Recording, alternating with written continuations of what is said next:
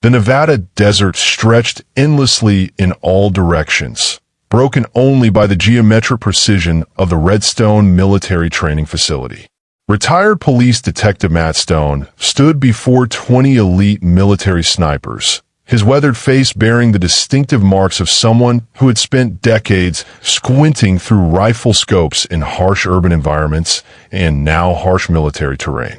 At 52, he was considered the finest civilian marksmanship instructor contracted by the U.S. military, with a teaching record that included training some of the most legendary snipers in special operations history. "Gentlemen," Stone announced, his gravelly voice carrying easily across the morning stillness. A voice that had interrogated suspects in Chicago's toughest precincts and now commanded respect on military ranges. "Today we're going to discuss the difference between what's possible and what's practical." He gestured toward a barely visible steel target positioned 4,200 meters away on a distant ridge, shimmering in the desert heat like a mirage. That target represents the absolute limit of human capability. No confirmed kill in military history has exceeded that distance. It's there to remind you that even legends have boundaries. The assembled snipers squinted toward the distant ridge, most struggling to locate the target with their naked eyes.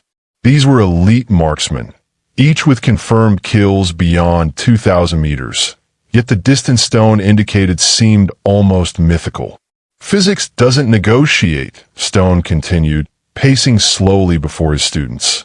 "Gravity, wind resistance, the Coriolis effect. These forces don't care about your reputation or your confidence. At extreme distances, a single miscalculation becomes the difference between mission success and catastrophic failure." Among the trainees sat Staff Sergeant Jake Morrison, a lean, intense young man whose personnel file indicated exceptional performance in recent deployments to Afghanistan. Unlike the others who focused intently on Stone's lecture, Morrison's attention seemed divided, his eyes frequently scanning the surrounding terrain with the hypervigilance of someone who had learned to expect danger from any direction. "Today we'll work up to practical engagement distances," Stone announced, "starting at 1,200 meters and progressing based on your performance. Remember, in the field, your mission is to neutralize threats and return home safely. Leave the impossible shots to Hollywood." As Stone began calling names for the first round of attempts, a black Humvee with military police markings pulled up to the observation area. Lieutenant Colonel Patricia Hayes emerged, her crisp uniform adorned with ribbons indicating extensive combat experience and administrative roles. She moved with the purposeful stride of someone accustomed to command, but her eyes held a tension that suggested this was not a routine visit. "Detective Stone," Stone acknowledged with a respectful nod as she approached the firing line. "Wasn't expecting command oversight today." Hayes' expression remained neutral, but something flickered in her eyes when she spotted Morrison among the trainees. "Just observing, Detective. Continue with your instruction." Stone resumed calling out assignments, but Morrison noticed Hayes speaking quietly into a secure radio, her gaze never leaving his position. During his deployment, Morrison had learned to read the subtle signs that indicated when a situation was about to become dangerous, and every instinct he possessed was now screaming warnings. After completing his assigned shots at 1,200 meters, achieving a perfect grouping that drew approving nods from Stone, Morrison quietly gathered his equipment and moved toward the vehicle staging area. His movement was casual, practiced, designed to appear routine while positioning him for rapid deployment if circumstances required it. What Morrison didn't know was that 3 months earlier, his former spotter, Corporal Danny Rodriguez, had been found dead in his apartment, officially ruled a suicide despite having no history of mental health issues and a new wife expecting their first child. Rodriguez had been scheduled to testify before a congressional committee investigating irregularities in special operations contracting, specifically regarding intelligence failures that had resulted in multiple ambushes of U.S. forces in Afghanistan. 2 miles from the training facility, Morrison established a concealed position on a rocky outcropping that provided clear observation of both the range and the impossible target Stone had indicated. From a worn equipment case, he assembled a custom rifle system that bore no resemblance to standard military inventory. The weapon had been constructed from components acquired through carefully maintained relationships with specialized manufacturers, modified and refined through years of operational experience.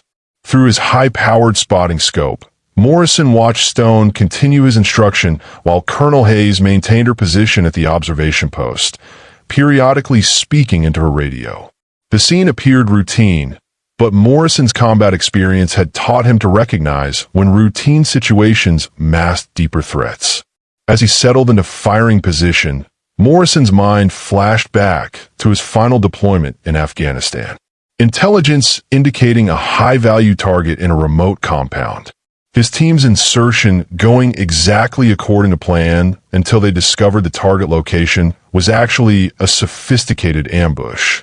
Rodriguez calling desperately for extraction on radios that returned only static.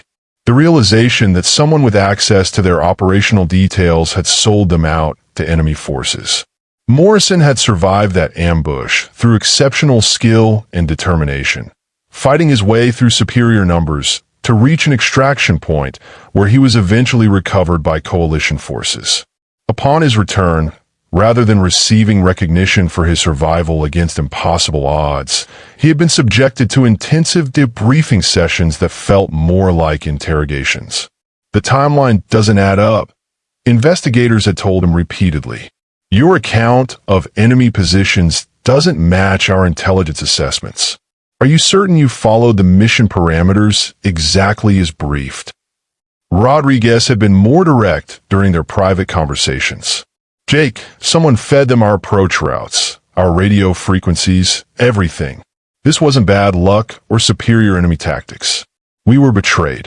Now Rodriguez was dead, officially by his own hand, and Morrison was participating in a training exercise under the supervision of Colonel Hayes, who had been Rodriguez's commanding officer during their deployment and had signed off on the intelligence assessment that led to the ambush.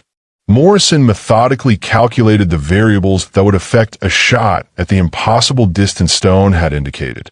Wind speed and direction at multiple elevations, determined by observing dust patterns and vegetation movement at various points across the valley.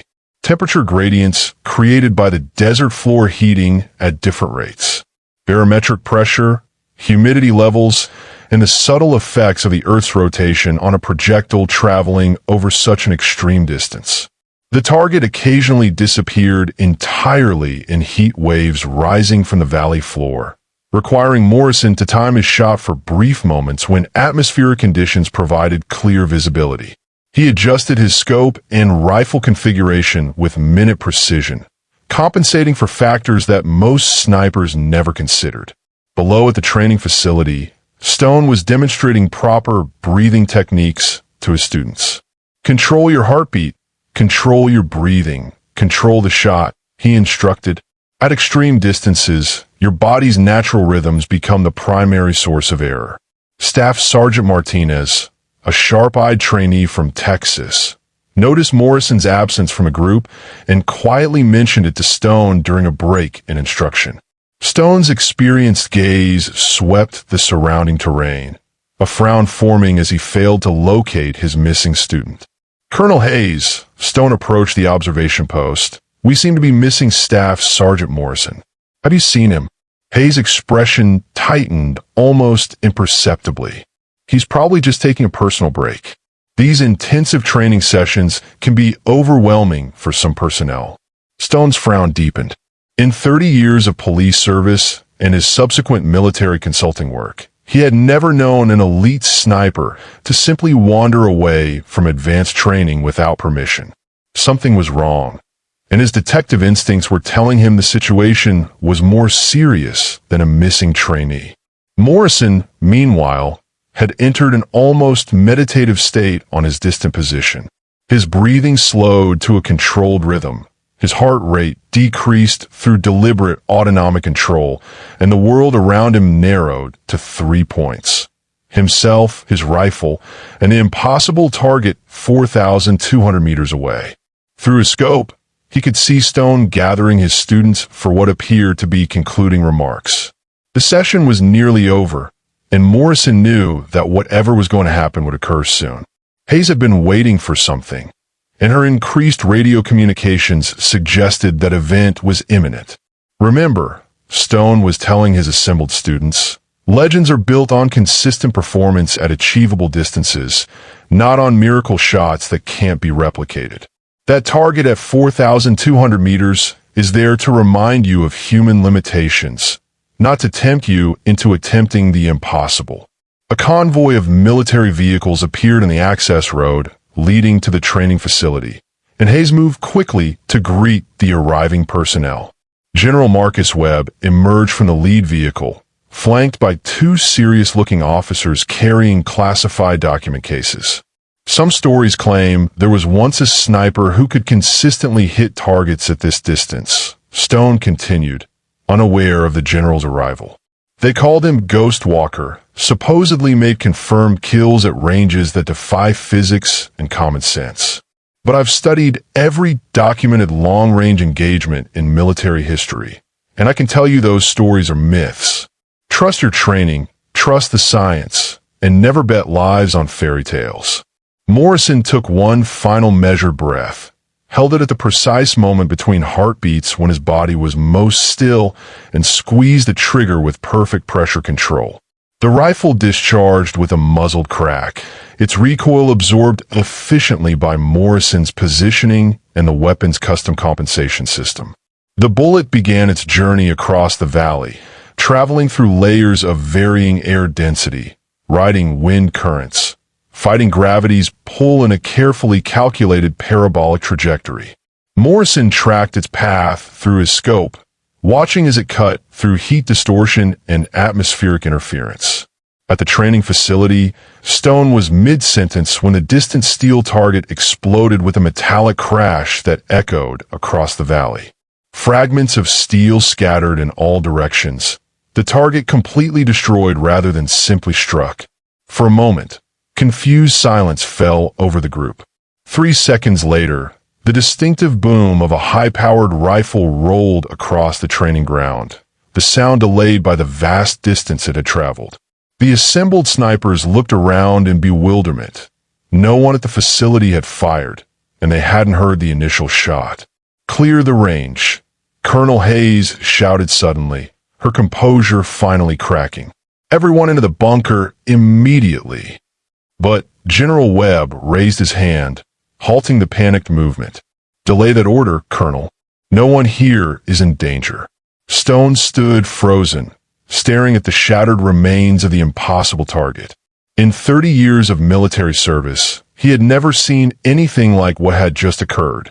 The shot had been perfect, not just accurate, but delivered with a precision that suggested the shooter had calculated variables that Stone himself barely understood. "Sir," Stone addressed General Webb, "we have an unknown sniper with capabilities I've never encountered. We need to secure the area and call in a rapid response team." "The sniper isn't unknown to me, Detective," Webb replied calmly. He nodded to one of his accompanying officers, who began distributing sealed folders to the senior personnel present. "And after you review these documents, he won't be unknown to you either." Colonel Hayes attempted to object. "Sir, this is highly irregular. These training personnel don't have clearance for classified operational details." "Their clearances were upgraded this morning," Webb replied tersely, "by order of the Secretary of Defense. Open your folders, gentlemen." Stone opened his folder to find surveillance photographs showing Hayes meeting with individuals identified as foreign intelligence operatives. Financial records detailed payments to offshore accounts in her name.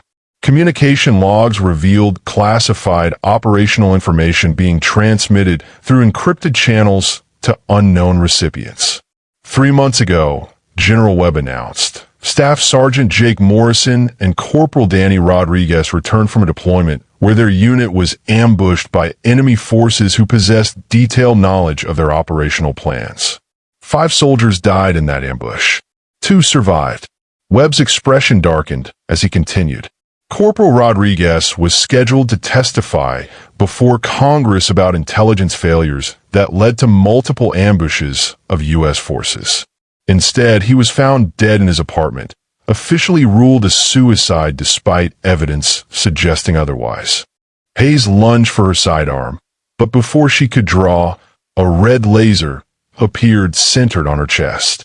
The assembled snipers looked around frantically, trying to locate the source of the targeting laser.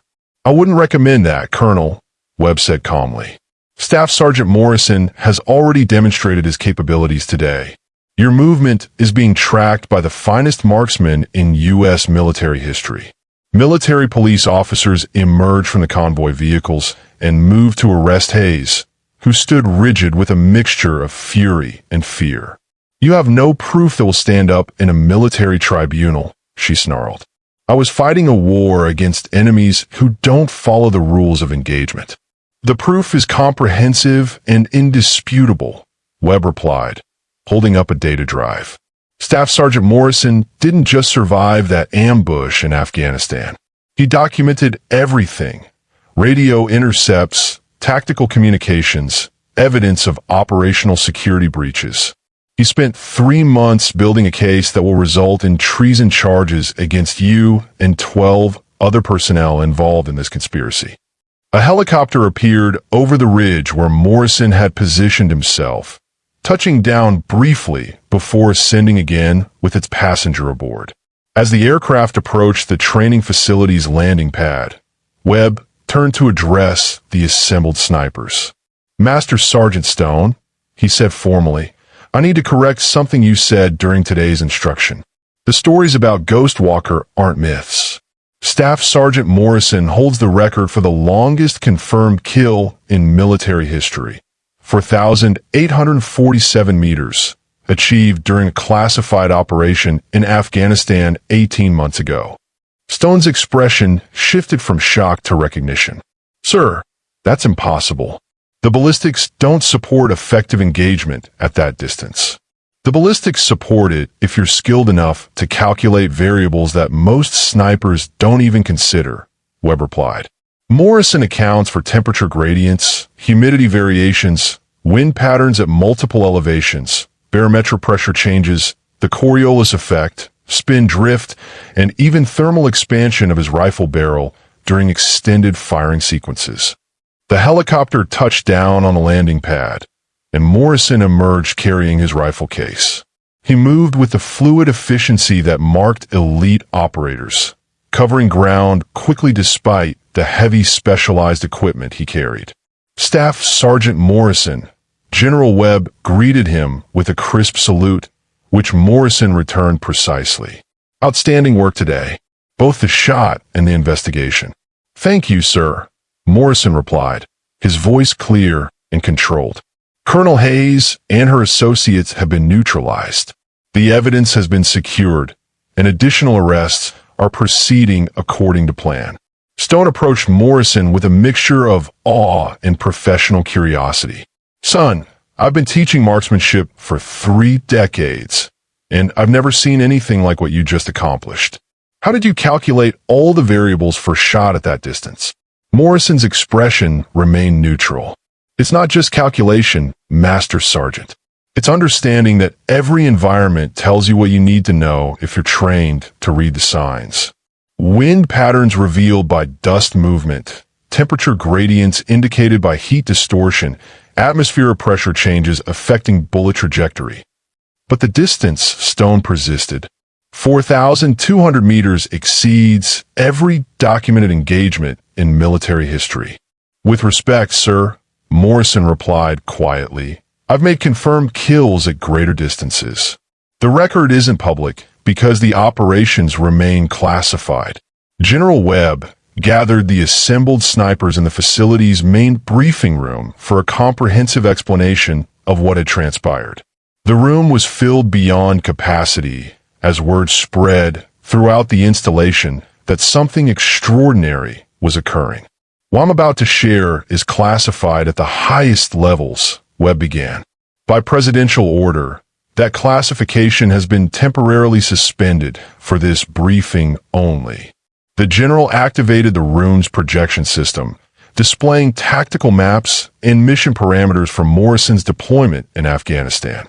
Operation Thunderstrike was designed to eliminate a high-value target who had been coordinating attacks against coalition forces. Staff Sergeant Morrison and his team were selected for their exceptional capabilities and their perfect operational security record. The display showed night vision footage from helmet cameras, revealing the systematic approach Morrison's team had used to infiltrate the target compound. The moment they realized they had walked into an ambush, the precision fire from multiple directions that indicated their enemies had been expecting them. The intelligence that led to this ambush was provided by Colonel Hayes and her associates, Webb explained.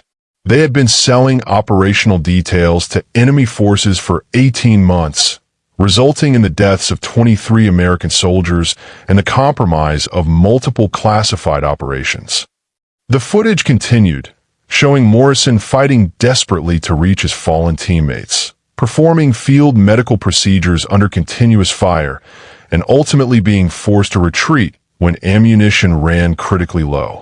Staff Sergeant Morrison survived by using advanced tactical techniques and exceptional marksmanship skills, Webb continued. He evaded capture for 6 days while wounded, eventually reaching an extraction point where he was recovered by Special Operations Forces. Stone raised his hand. Sir, what happened when he returned? Why wasn't this investigated immediately? Webb's expression darkened. Because Colonel Hayes was responsible for conducting the post-mission debriefing.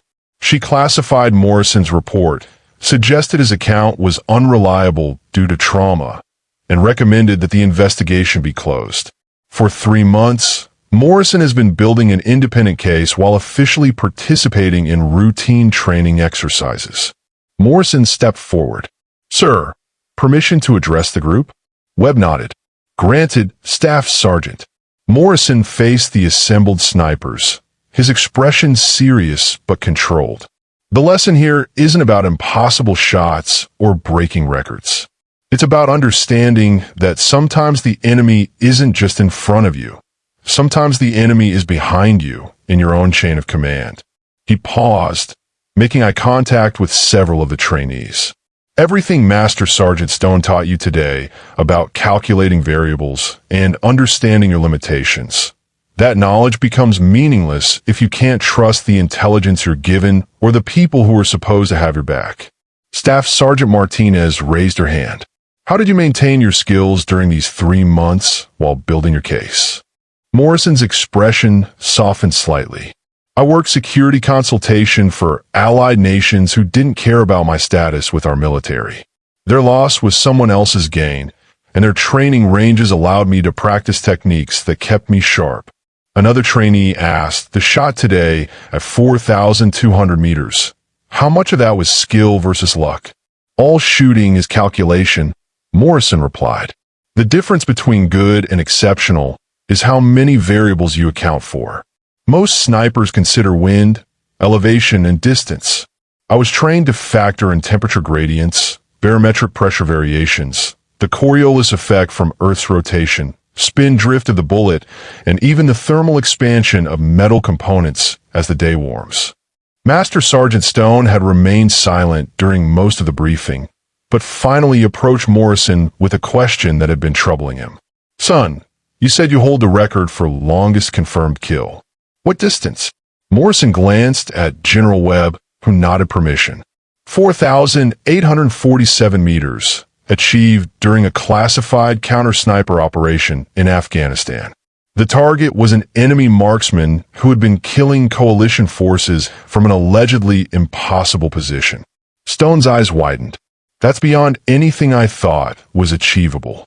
It required 3 days of observation to calculate all the variables, Morrison explained. Wind patterns at 7 different elevations, temperature variations throughout the day, even predicting how atmospheric conditions would change during the bullet's flight time. General Webb stepped forward. Staff Sergeant Morrison, on behalf of the United States Army, I formally apologize for the treatment you received following Operation Thunderstrike. Effective immediately, you are being promoted to Sergeant First Class with appropriate back pay and benefits." He removed a velvet case from his aide and opened it to reveal the Silver Star. "For conspicuous gallantry and intrepidity in action against an enemy of the United States, and for your unwavering commitment to truth and justice, it is my honor to present you with this decoration." As Webb pinned the medal to Morrison's uniform, the assembled snipers rose in a spontaneous standing ovation. Morrison remained at attention, his expression controlled, though those closest could see the emotion in his eyes. When the ceremony concluded, Stone approached Morrison privately. "Son, I've been teaching marksmanship for 30 years, and I've never encountered anyone with your capabilities. Would you consider staying on as an instructor? These soldiers deserve to learn from the best." Morrison considered the offer. "Master Sergeant, with respect, I think my days of military service are ending, but I'd be willing to develop training protocols based on what I've learned. Advanced techniques that could save lives in the field. That would be invaluable," Stone replied immediately. "The knowledge you possess shouldn't be lost when you leave the service." General Webb rejoined the conversation. "Actually, Sergeant First Class Morrison, we have another proposal. The Army is developing an advanced marksmanship program for elite units. We need someone who understands both the technical aspects of extreme-range shooting and the operational realities of modern warfare." Morrison looked thoughtful. "What kind of program?" "Training the next generation of military snipers to operate in environments where traditional techniques aren't sufficient," Webb explained.